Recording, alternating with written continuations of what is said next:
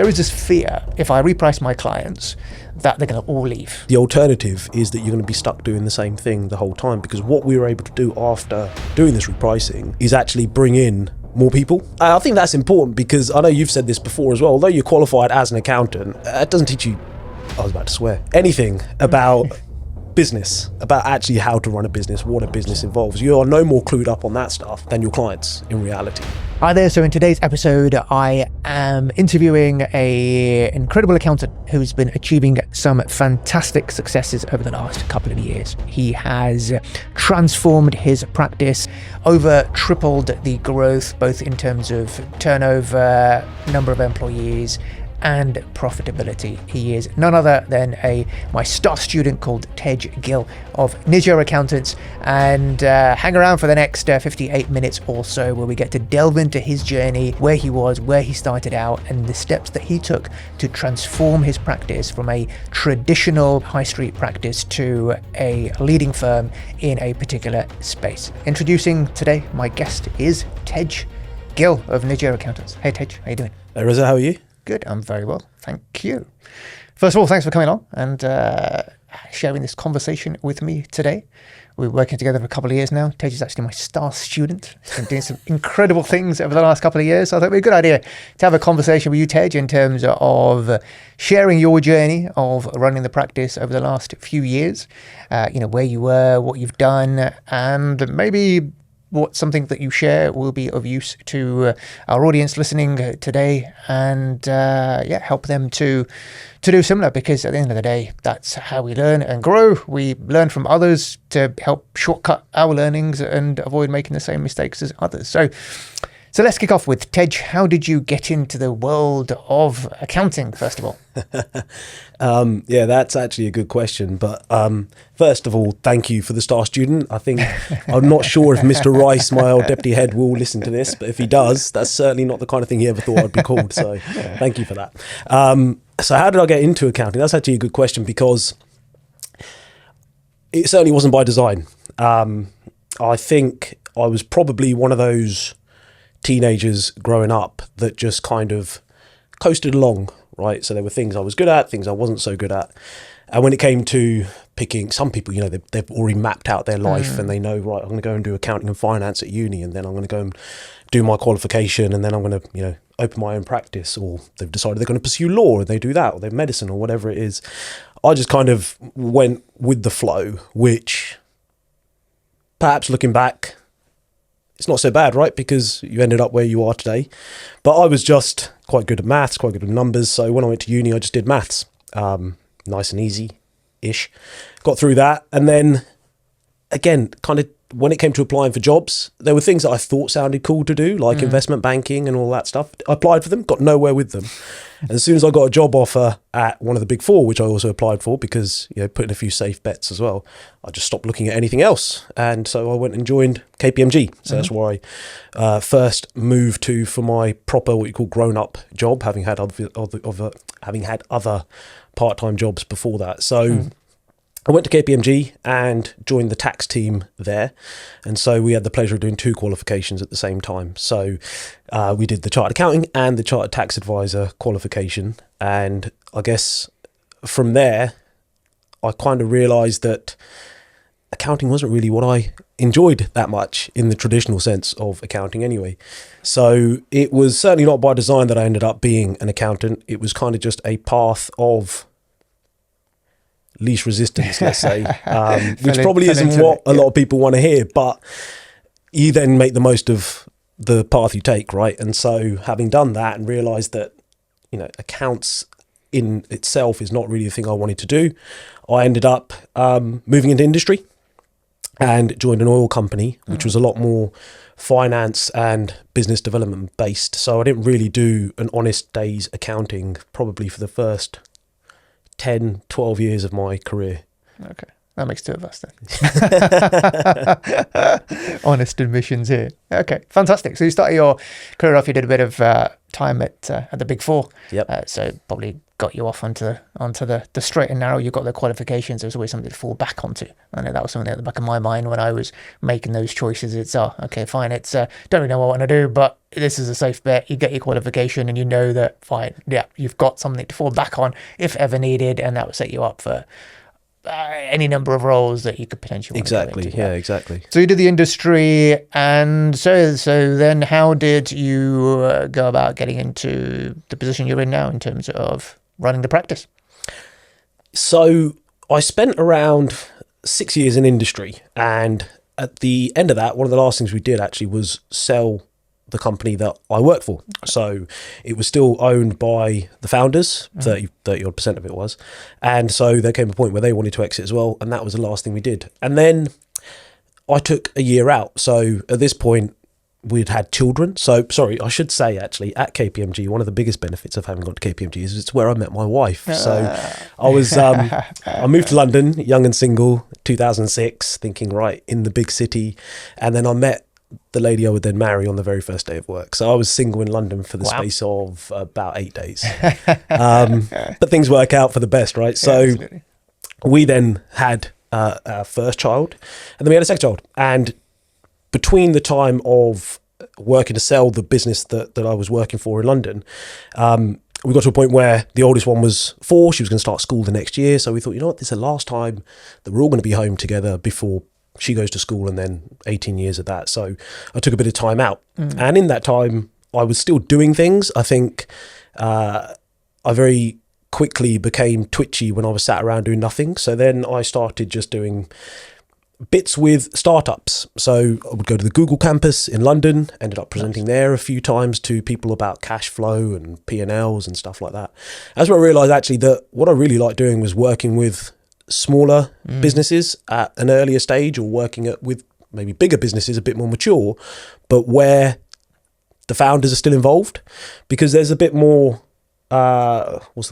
satisfaction from that, as opposed to, you know, when you were at KPMG, you were at PwC as well, right? You work with people like Renault and BAE Systems and Shell, and they sound great.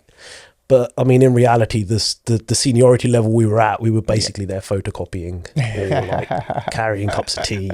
Occasionally you'd sit in on a post-audit meeting and you'd just be writing notes. And that was the extent of what you did, right? I mean, it was good. You still got to pick things up if you were inclined that way to actually want to pick up from those conversations. I think actually, although I was joking, sitting in on those conversations, even if not participating, you got to understand how to engage with clients on a more commercial basis, rather than just debits and credits and VAT returns and that kind of thing. So actually, you know, there are benefits there to just sitting and listening and actually not trying to dive in and do everything. Absolutely. So after the year out, I thought, right, I better actually do something now. I'll risk turning into a full-time bum otherwise. And I was quite fortunate in that my wife actually had already left KPMG and had started working in the family practice. So it's quite similar to another story I've heard of somebody's where their father-in-law had already set up a practice, and it'd been going for a number of years, had a good client base and things like that. And it was just, I suppose, again, coming back to that path of least resistance, it seemed like the natural thing to do, right? There was a client base there. My wife was only working part-time because we had children anyway. Obviously wasn't working at all, so I was doing even less than her. But then when it came back to getting into it, it made sense to just get stuck in there. And when I joined, I remember one of the conversations I had is I didn't want to just join and take a slice of the same size pie. Yeah. I wanted the pie to get bigger. There's no point in joining and just taking some of what's already there. It had to be more, and we had to do something to expand it. And so that's how I ended up joining Nijjer Accountants. And if I'm honest, I again very quickly realised that doing an honest day's accounting was not really what I enjoyed either. It was far too detailed, and having spent time, like I said, in that environment where you're having more high-level commercial conversations, and even my role in industry was very much more about M&A and raising finance and doing deals, that kind of thing. Doing VAT returns, doing tax returns, it was great to learn it and rebuild that foundation, but actually it wasn't really where I wanted to be long term either. So although I joined, I was pretty quickly frustrated with what I was doing on a day-to-day basis there. Okay. Fantastic. That's great. So we've got to the right point, and hopefully the meatier part of the section now in terms of the accounting firm owner audience. So to give us a picture of what was the firm like when you joined, in terms of, so if you can share some kind of numbers with us in terms of the size of the business, turnover, number of employees, that sort of thing, before we then go on to kind of your journey in terms of transforming the practice to where it is today. So there were, in terms of team, there was 3 full-time, including me, and 3 part-time. And that included like part-time admin and a part-time bookkeeper.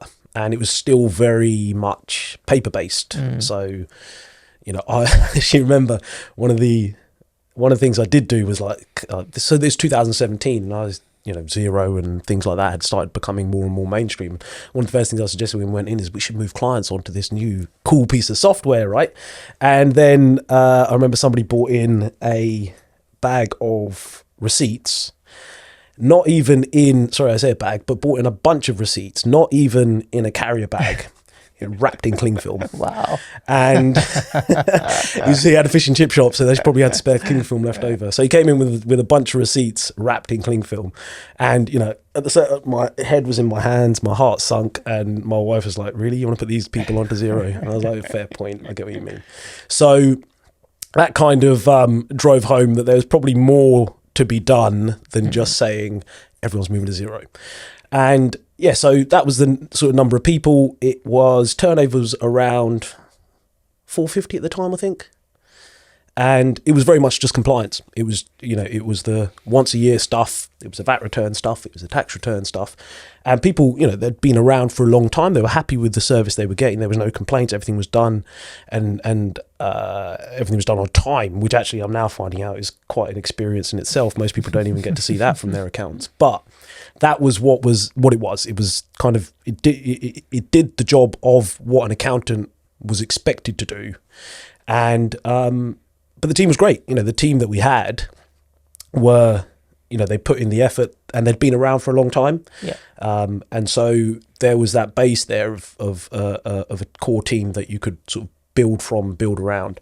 And so that's where it was at that point. Cool. And number of clients wise, and average fees, if you can remember what it was like. Average fees, then. I don't even know what it would have been then for limited versus sort of tax returns. But it was, and that's probably, that's part of the story in itself, right? It just wasn't the kind of thing that was looked at. And I'm pretty sure a lot of the people, you know, listening, they're going to be in the same position now still, where they're not looking at anything like that, where they're not tracking that. And, you know, that's changed a lot. You and I had a chat a couple of weeks ago about looking at profitability per client. I know how you felt about that, but it was a metric I wanted to look at that point for a specific reason. So yeah, things change quite quickly, but at that point, yeah, we didn't know anything about number of revenue per client, or forget profitability per client. In terms of total number of clients, it was, I'm actually going to say probably not too dissimilar in terms of size and number of clients that we have now. Yeah.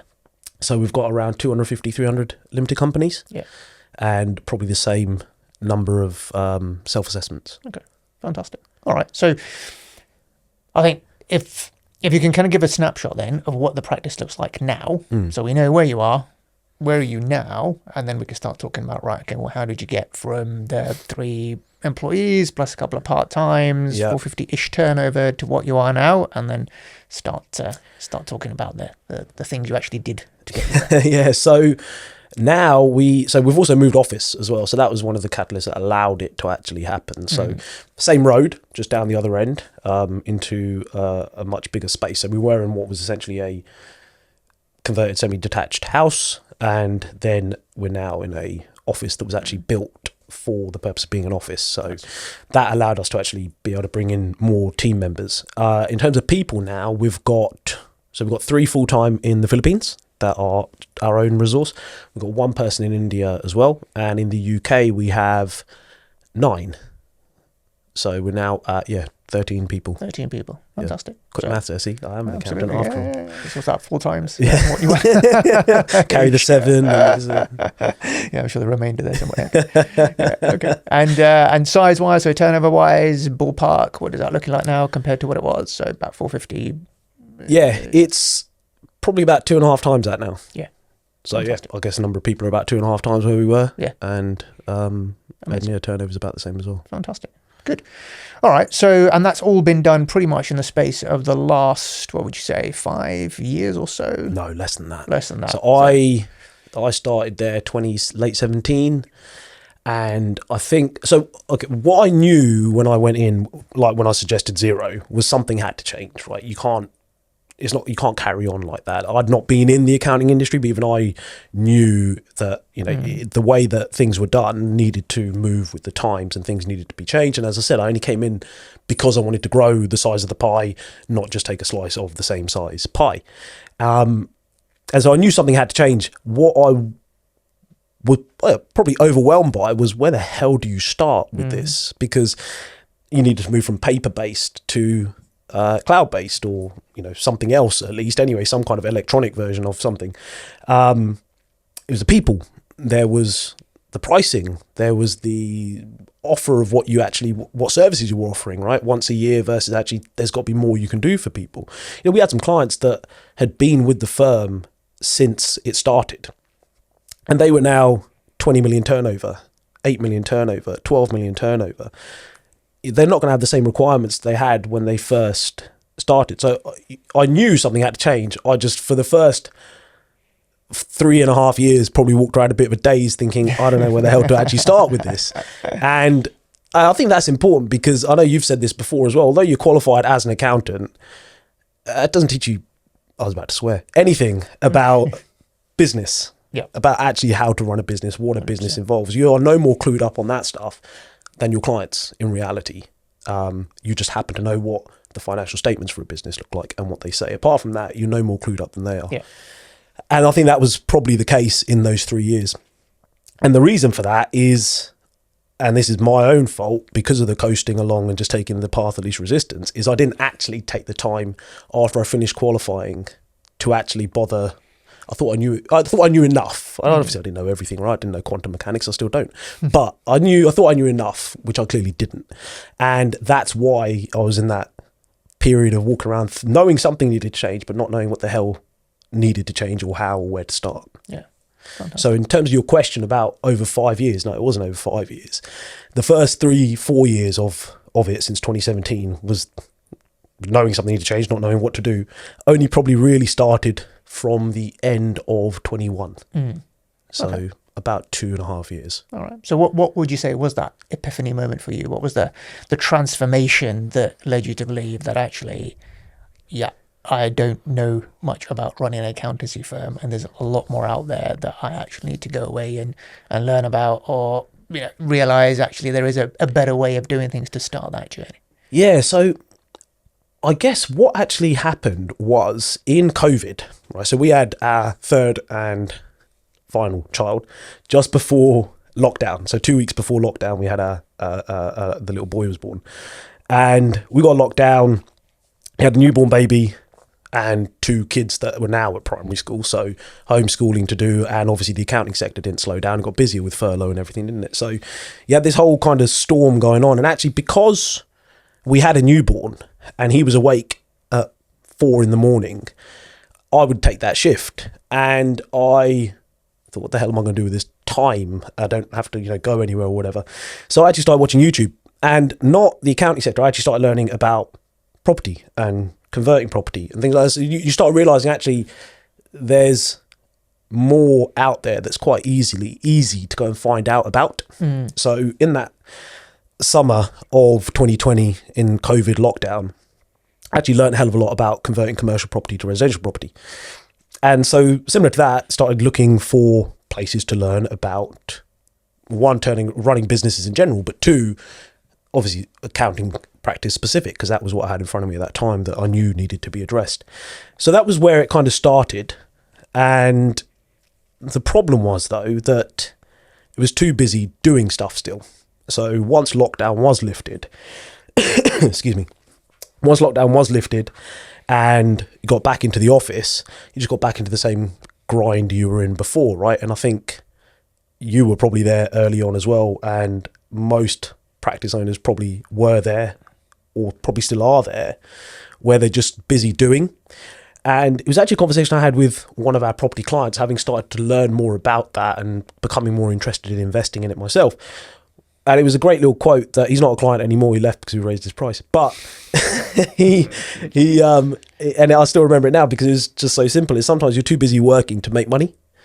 And that was probably the case then, in that you were too busy doing actual work to actually be able to make more money. And I think that's probably true of a lot of other accountants out there right now still as well.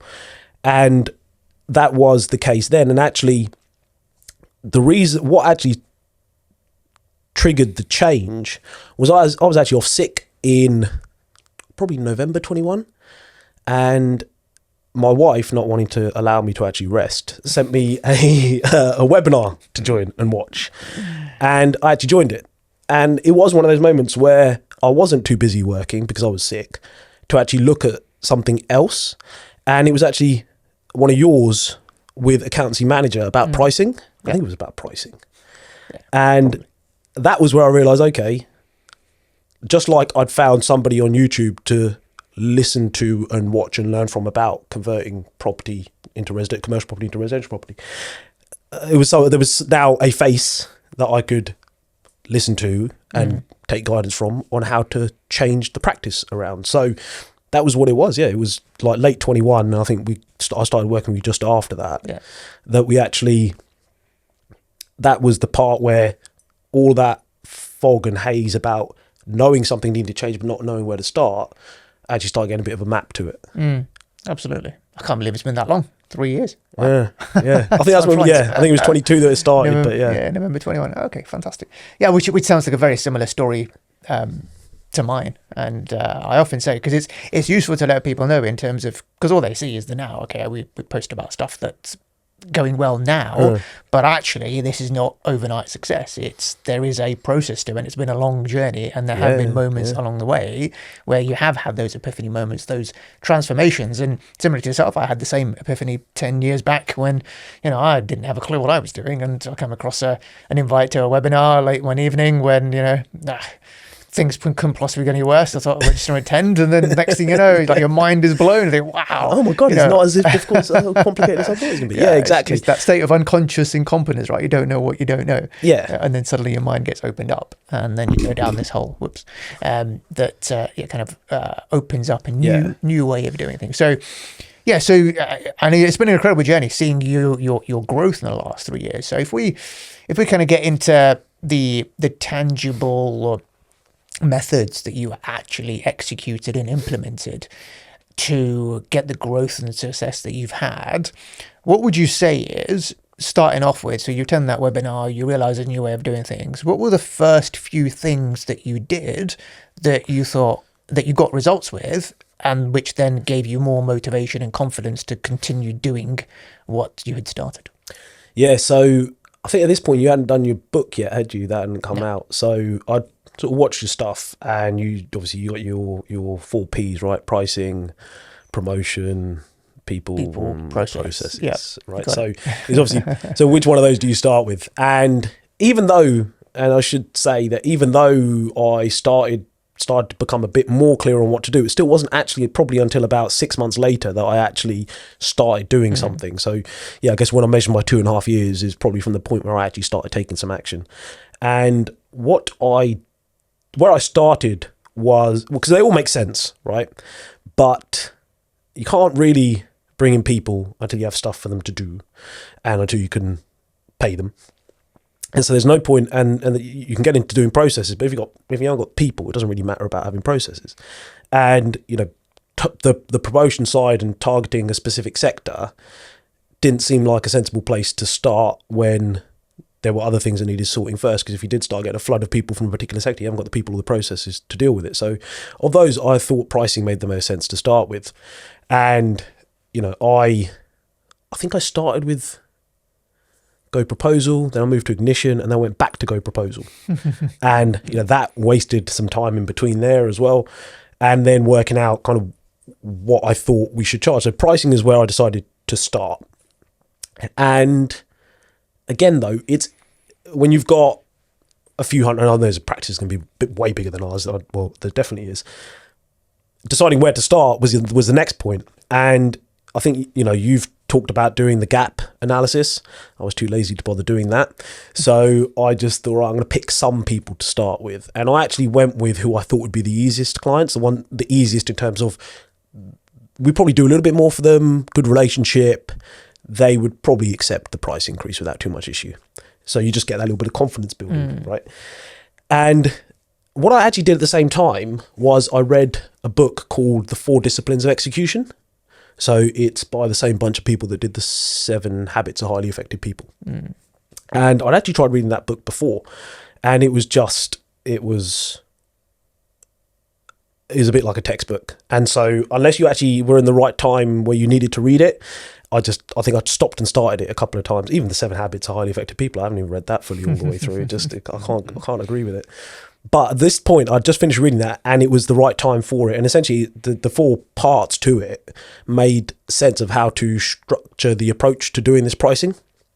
So, the 4 parts it has is to set a very clear and stretch goal. So, with the amount of time by which you want to do it and all that sort of stuff.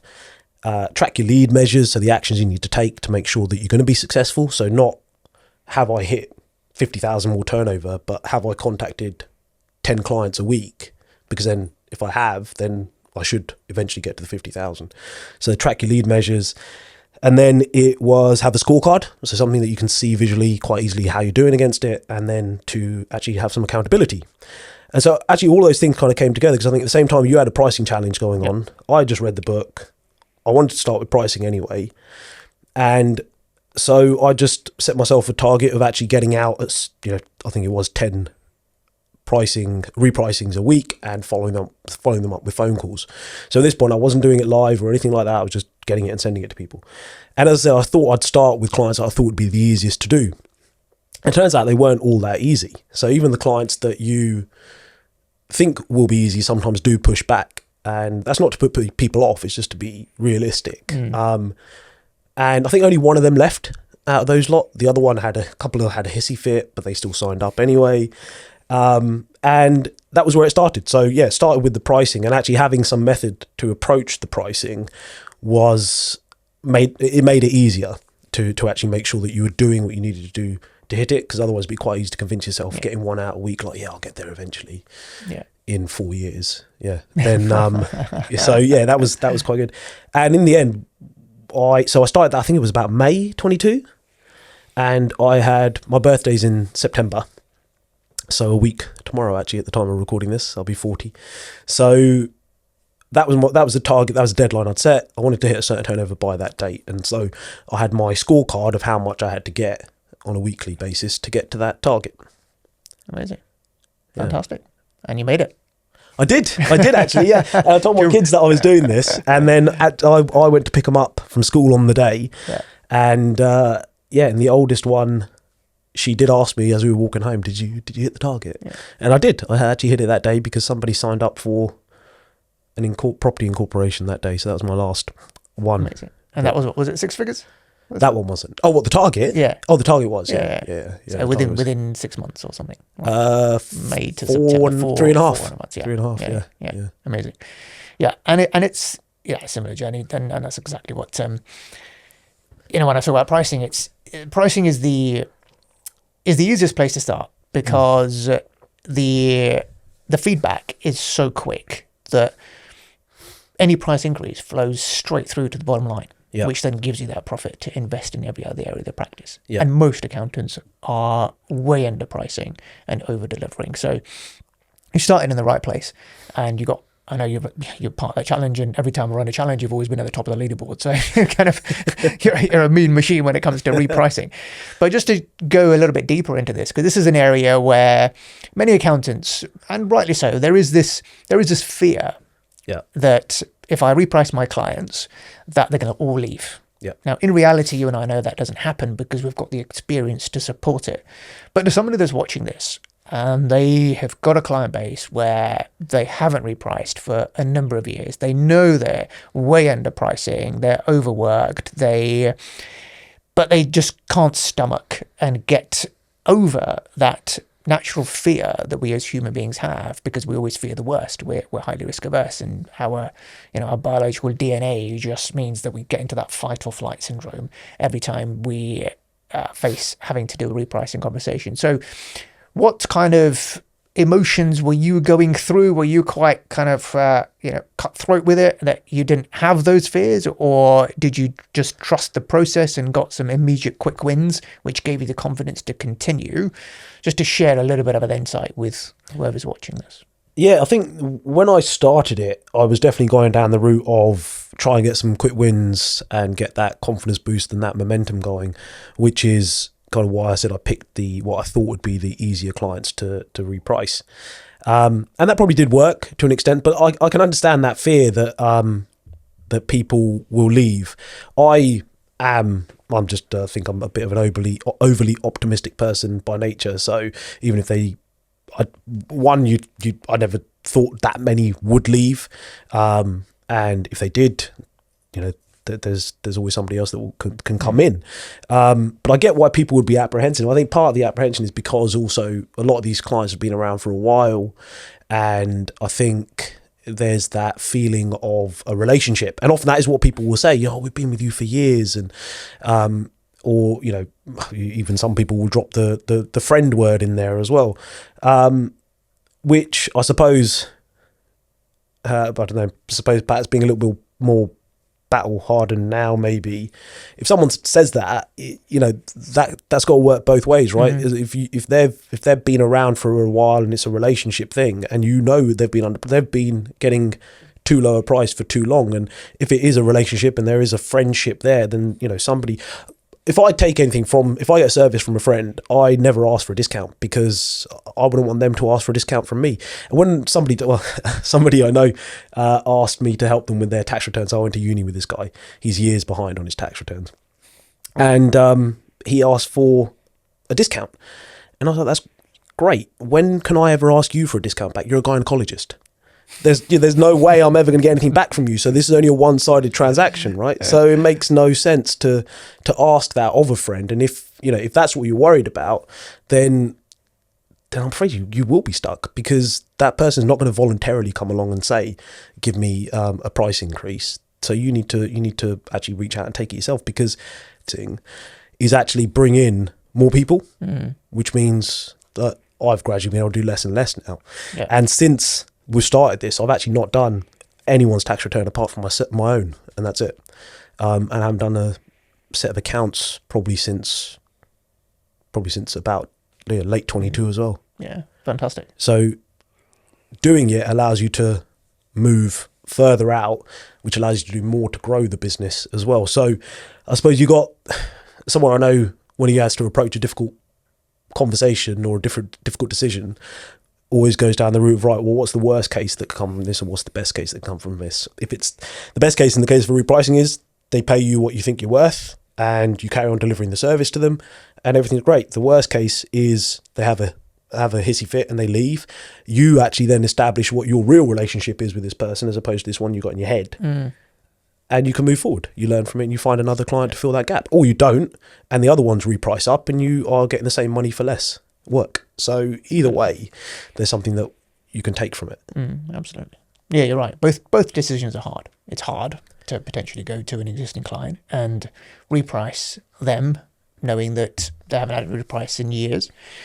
But also not repricing them is hard, because you're continuing working crazy hours. You don't have the profits to invest in the practice to be able to bring people in to reduce your working hours. So it's, as they say, choose your hard. So moving on a bit now, I know you've had some incredible success as well in pricing one-off projects. And again, breaking records in the internal challenges that I've done with that as well. So talk me through what, when did you first trial that out? What were you doing before in terms of one-off projects, whether you were doing them at all or not? And some of the things that you have done, some of the projects that you've done and the successes you've got. That'd be useful. So in terms of what we were doing before, like I said, early on when I started, it was very much just your compliance services. So the basic stuff. And one of the things that I knew that we could do was more project based things. So although I never did an honest days accounting, what most people would call an honest days accounting, debits and credits and all that stuff, I had done some kind of accounting work in terms of projects and restructuring and that kind of thing, and having been involved in quite a few transactions as well in my career. So one of the first things I actually ended up being able to do was help a client with buying another business. It was an optometrist. He was buying another practice. And it was helping him with that and doing the due diligence and taking him through that process. And that was, before starting to work with you, actually. And at that one, I actually just priced on a time spent basis. But when you look at what that client got out of it, so he got a practice, which he got payment terms were pretty favorable. He added about 250K a year of profit to his overall business. And so the value that he got from, and I kind of took on the role of not just doing some of the financial due diligence, but actually being his interpreter from the legal point of view as well, because he's never done this before and he didn't understand what the contracts were saying, the SPA and all that kind of stuff. So I went beyond what you would normally do, in your financial due diligence role. And so the value that you added was far beyond just the time that you spent on it. And this is before also, would actually come up with a sensible hourly rate as well. So that kind of made me realize that you can do a lot more than what clients want or expect you to be able to do as an accountant. And you can also charge a lot more for it because you're giving so much more value. And so after that, the project work what I call project work, so the non-compliance type work, started coming in a bit more. And I think the thing with accountants as well, generally, obviously the stereotype is very risk averse kind of people, right? So they will want to do the stuff that is comfortable, like compliance work, because it's very black and white. Whereas when you start doing property incorporations, or you start doing demergers, or you start doing due diligence work and supporting people in buying or selling their business, it starts becoming a bit more interpretive rather than black and white, and people aren't comfortable doing that. And that, and that's not to say that one's right or wrong. It just depends what you're comfortable doing. And that just suits me and my personality and my experience. So I found it quite natural to start doing that more so than doing VAT returns and making sure balance sheet's balanced, because, that level of detail is not what I enjoy or what I'm naturally best at.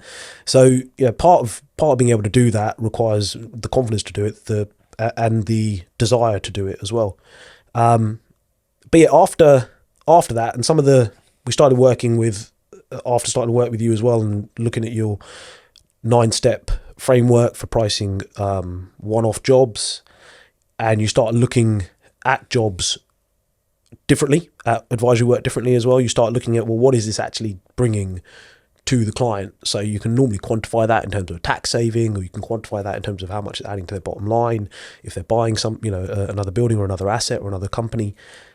So you start looking at that and what your role is that you're offering them, and you can start actually taking a piece of the value that you're generating, because without your knowledge and your experience. So one thing, for example, we worked out a way, driving from our office to Canterbury, which is about an hour. In that 1 hour, worked out a way that we could save a client about £280,000. And it took about another 15 hours to implement it. So if you just charge for 16 hours and you've saved somebody £280,000, it comes back to that relationship thing, right? You've given them a lot more than you're getting. So actually it's kind of right to start being able to capture some of that bit that you're, some of that value you've created for them. And so that's how we started pricing it in the end, that, this is what it's worth to you, and this is what our fee will be. And if they want to do it, that's fine. If they don't, then, that's fine as well. They can, everyone's free to find other pricing if they want. And we have had some people that have gone and found other pricing and then started working with the other person and then come back and said, actually, can you guys just do it? So yeah, it's Absolutely. Yeah, it's got to be worth, I guess. It's become a bit more like, if we're going to do it, then because some of these things come with more risk attached to them, it's got to be worth it to do it. 100%. Yeah, because pricing is simply taking a share of the value you're creating. If you're creating that much value for a client, then by giving a client a a fixed price and certainty over the outcome, then it's win-win. It's win for you, it's win for the client. Whereas the old school model of billing by the hour, the client has no certainty. They have no idea whether they're getting the result or not. And actually, it could be sometimes even considered, unethical that you charge the client for so many hours, but they don't actually get a result or an outcome at the end of it. So the way we do it now is, this is what we can do. If we get you the result, this is what the fee is. If we don't, then there's no fee. So that sounds like a much fairer way of doing things. Yeah, absolutely. And obviously the obvious thing with hourly rates as well is you're capped on what you're ever going to be able to create, and that's not really how the market works. The time it takes to stitch a pair of Nike jogging bottoms and a pair of Primark jogging bottoms is probably not that different, but one is worth a lot more than the other to people. Absolutely. Yeah.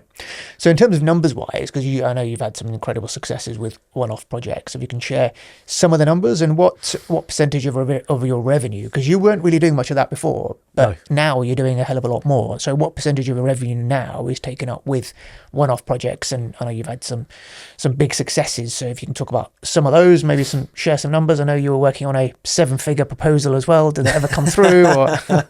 Yeah, that one didn't go anywhere. You obviously went and found somebody else. I'm still waiting for it to come back because they screwed it up.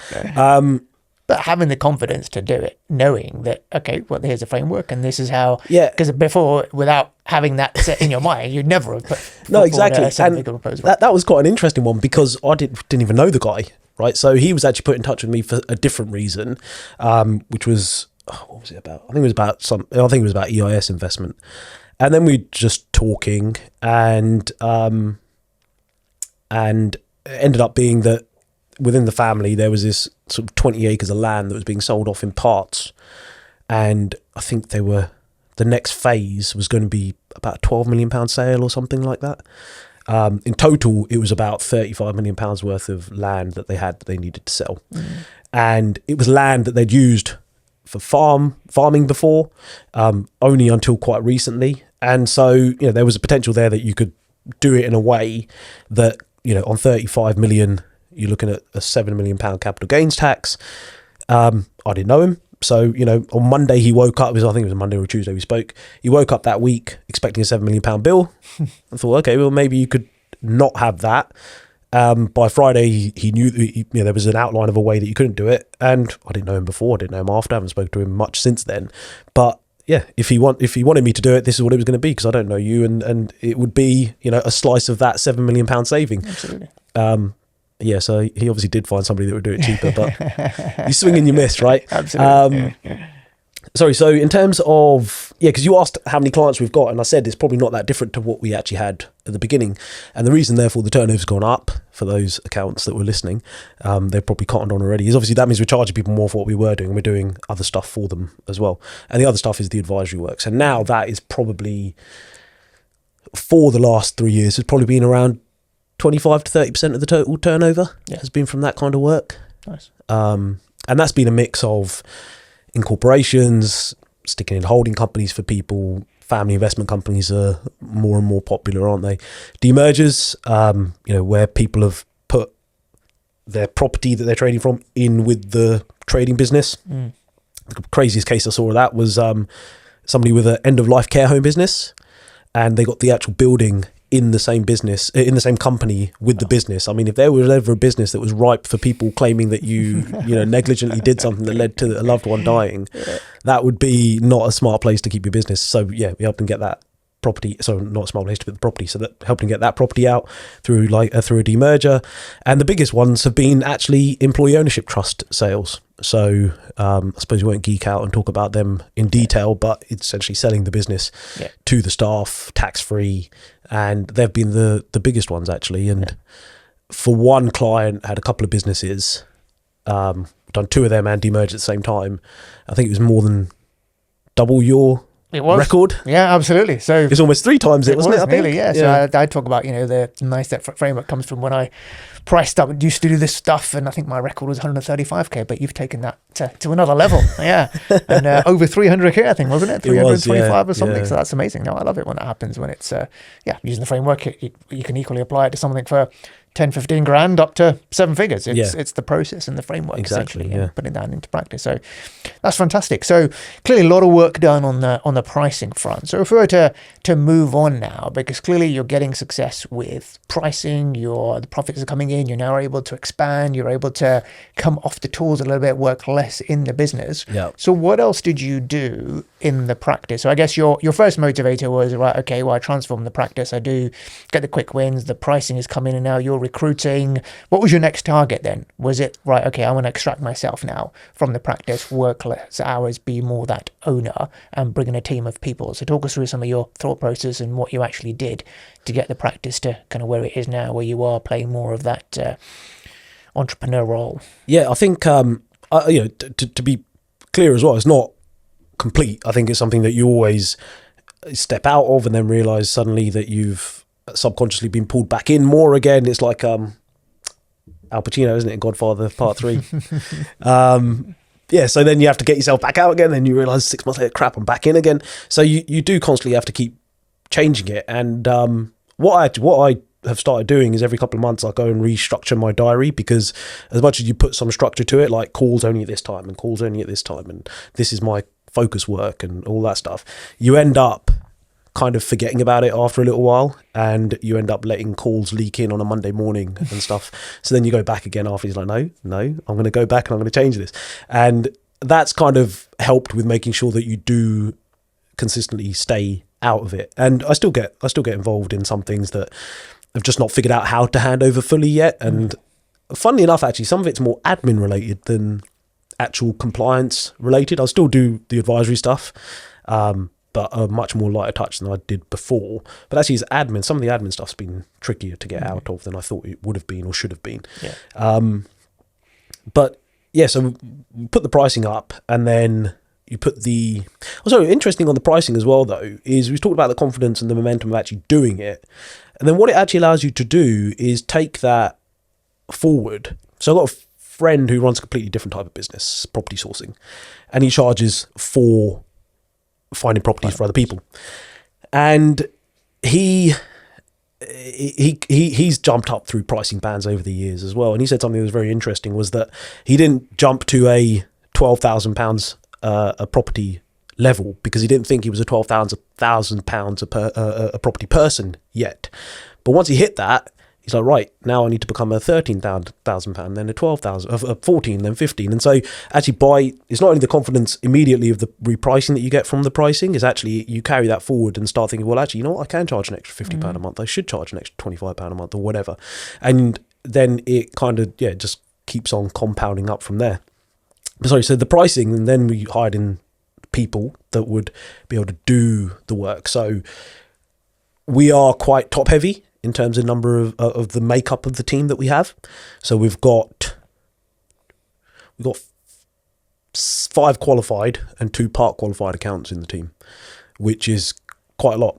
But that's the kind of thing that then allows you to completely say, right, well, they know exactly what they're doing. And in fact, they know it better than me. I'm quite happy to say that, my team are smarter than me on those things. They don't actually come and ask me. They ask me details about the client, but they don't come and ask me what to do with things in the accounts and on the tax return, because they got a much better clue of it than me anyway. And then after that, the next thing really was the processes. So we started to use Notion, and I think one thing that became clear, I think it'd been about 4 months where I said to people, write down your processes in Notion without actually giving them anything more than that one line of instruction. And obviously, you think in your mind you've given them all the clarity they need on how to go and do something, but actually you've told them one instruction and they probably don't even know what the hell how to log into Notion because they've forgotten their logins. So I think there were probably 3 things that were stopping people from actually going and doing that. And one was they didn't know where to put it in Notion, because I don't know if anybody's used Notion, but it's basically like it's a glorified Google Drive, isn't it, really? So they didn't know where to put it. They didn't know what to include in them, and they didn't know actually how to use the software either, to be honest. So I thought that I would try to make it as idiot-proof as possible. So, and I know a couple of other people have used my structure since then. So I created like one database in there, which is where everything would go, created a template so that every note note would look the same with, what it's for, the instructions, tools, links, everything. So everything looks the same. And then it's clear what you need to put in, where it goes in there. And when it comes to reading it, people are looking at the same thing again and again. And we actually had a new person join us about 3-4 weeks ago now. We had our team away day yesterday, and I actually asked him how he's getting on. And that was the one thing that he sort of singled out, was actually it's so easy to find how you guys do stuff. So somebody will explain something to me, and then they'll just tell me where it is. And then when I want to know again, because nobody takes anything in first time, I've got down to about the 8th time, and that's when I might start taking things in. So nobody gets it first time. So he appreciates the fact that somebody explains it, and then he can go and find exactly the same note written down that he can refer to as and when he needs to in this searchable database. So that, I mean, you talk about having process about how to do stuff. You need to actually have a process for the process. Otherwise, nobody knows where these things are or how to access it. Yeah, 100%. Yeah, no, I love the fact that again, being the star student that you are, that you took the Notion framework and then developed it, and came up with the knowledge bank database, which is a great way, because everyone needs it. And like you rightly say, we think that if we just tell somebody something once, and whatever's in our head is automatically going to be transported to their head, and they know exactly what we're expecting at the end of it. It doesn't actually happen. And finally, you said, you had to tell someone 8 times. That is our role. I've come to realize that as the owner and entrepreneur of a business, we actually are I tell my team this. I said, I am the CRO, the Chief Reminding Officer. It's just to tell you the same things over and over and over again until it actually gets done. And this is a prime example. Well, it's one of those things which is important because we need it as a firm to have that consistency of process, and ultimately saving people time in the long run, which is not the urgent task. It's not something that a client is going to hound you for, but you as a manager, it's going to save you time in the future, because you don't have to then explain that same thing to a junior or a trainee or somebody, because you've put it into a process. You've put it into a Loom video, which is so easy to do these days, videos and process notes and things like that, and having them in a place where easily accessible by all. So it's fundamental, really. And I'm sure you found that now it's developed that momentum. Same thing with the pricing. So the team are now taking ownership of it. And I know you've got a fair few items banked in that knowledge hub, which again this is how you get that efficiency, right? And I talk about that in my book, in terms of efficiency comes from capturing and sharing the intellectual capital that you have in your team's heads, past, present, and future. And that's how you become more efficient. And things like this are a great way to do it. So, okay, so moving on finally then. So we worked on the pricing, worked on the people, the processes, and now lastly, to complete the 4 pillars, because we've kind of gone on that journey, positioning. We had a conversation about, how you are, you've gone from, you had a general practice. And I know you've kind of done some project work into properties. You're going to niche down that route, and now you're putting yourself out there as the EOT guy. How's that working out? And talk to us about the thought process behind that. I guess that's that's early days, I suppose. There was one thing I actually wanted to go back and add, because on the people side, you've talked about this before as well, about eventually you start, so the Chief Reminding Officer. I call myself the CSPO, which is the Chief Shiny Penny Officer.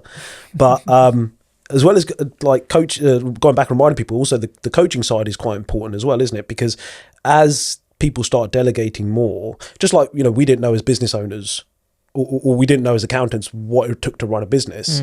I think most people don't understand what it takes to actually run their day as well. So as well as processes and getting people to learn technical stuff, one thing I've also done in the office is put 3 frames on the wall.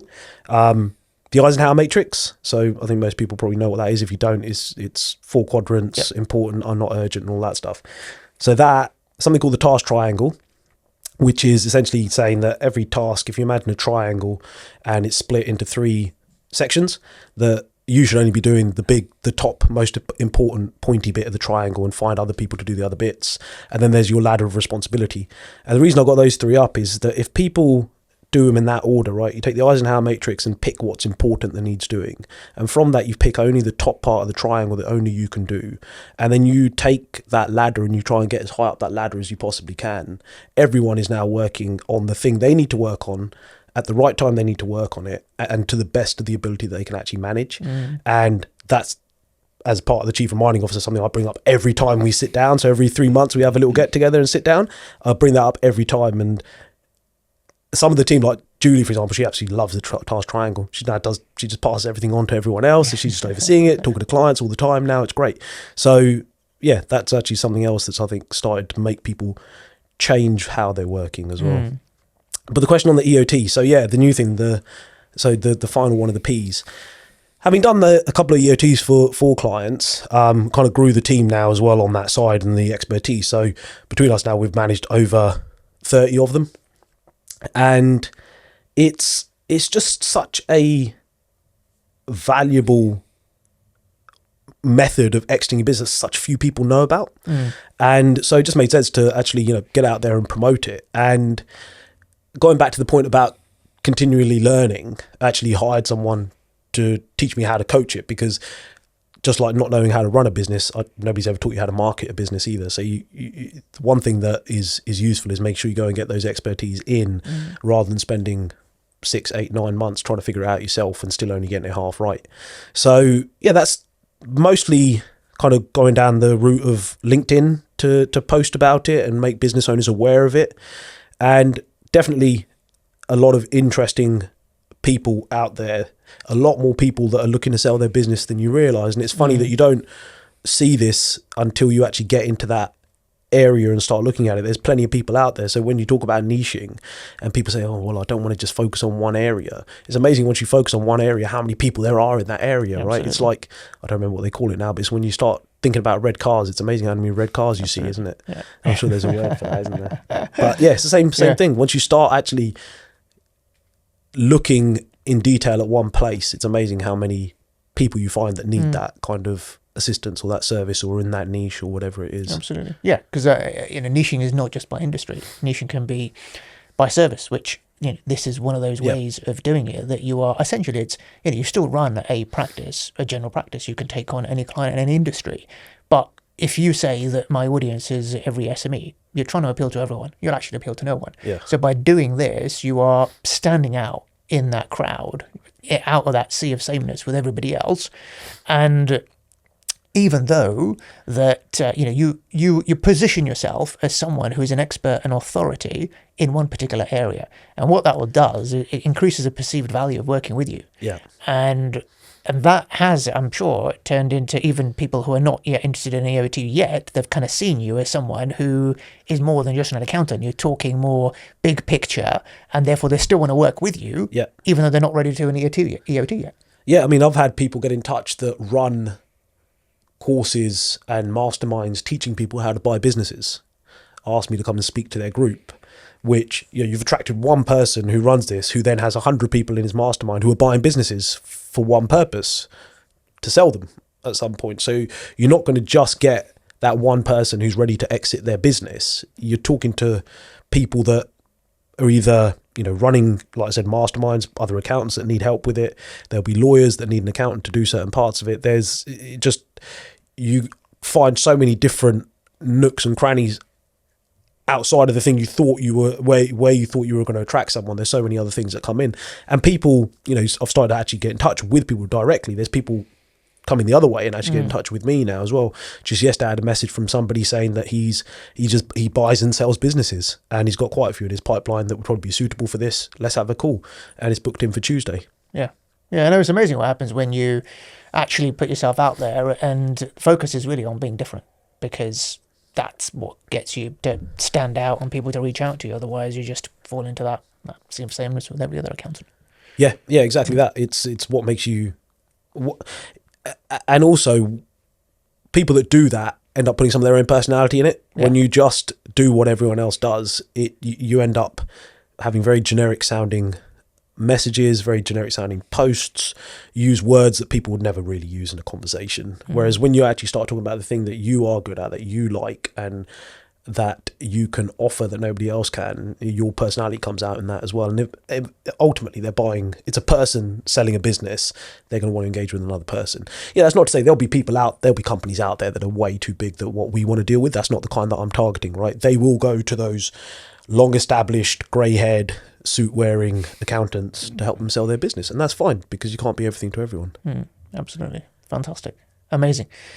Well, I think we're near at the end of our time slot, so thank you very much, Tej. We've managed to get through all the 4 pillars in this 1-hour conversation, completely randomly and coincidentally. So amazing that we've managed to. It was genuinely, it was not actually unintended. Planned. We got here about 8 minutes before we sat down.